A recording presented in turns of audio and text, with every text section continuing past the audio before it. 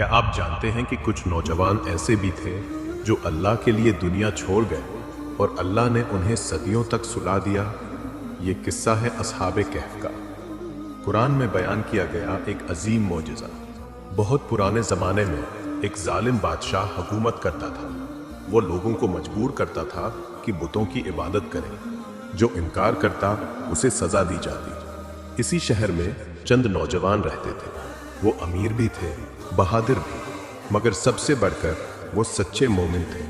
उन्होंने कहा, हमारा रब आसमानों और ज़मीन का रब है, हम उसके सिवा किसी को नहीं पुकारेंगे। जब जुल्म बढ़ गया और ईमान खतरे में पड़ गया तो उन्होंने एक बड़ा फैसला किया। उन्होंने दुनिया, घर, दौलत सब छोड़ दिया और शहर से निकलकर एक गार में पनाह ले ली। वो थके हुए थे, डरे हुए थे, मगर अल्लाह पर मुकम्मल भरोसा था।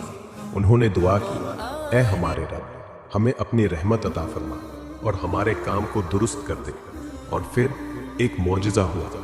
अल्लाह ने उन्हें गहरी नींद में सुला दिया। दिन गुजरते गए, महीने गुजरते गए, साल गुजरते गए, मगर अब वो सोते रहे। सूरज निकलता तो गार के किनारे से गुजर जाता।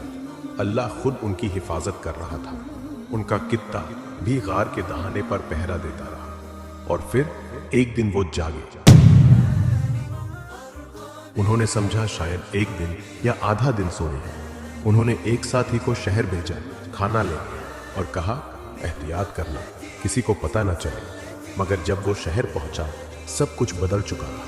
न वो बादशाह रहा, न वो जमाना। लोग अब अल्लाह को मानते थे। जब सच सामने आया तो सब हैरान रह गए। लोगों को यकीन हो गया कि अल्लाह मुर्दों को दोबारा जिंदा करने पर कादिर है। असहाबे कहफ का ये वाकया हमें सिखाता है, अगर तुम अल्लाह के लिए कुछ छोड़ो तो अल्लाह तुम्हें कभी ज़ाया नहीं करता। अगर ईमान बचाने की नीयत सच्ची हो तो अल्लाह खुद हिफाजत करता है। और याद रखो, वक्त बदल जाता है मगर अल्लाह की मदद हमेशा बाकी रहती है। यही है असहाबे कहफ का पैगाम, ईमान, सब्र और अल्लाह पर भरोसा।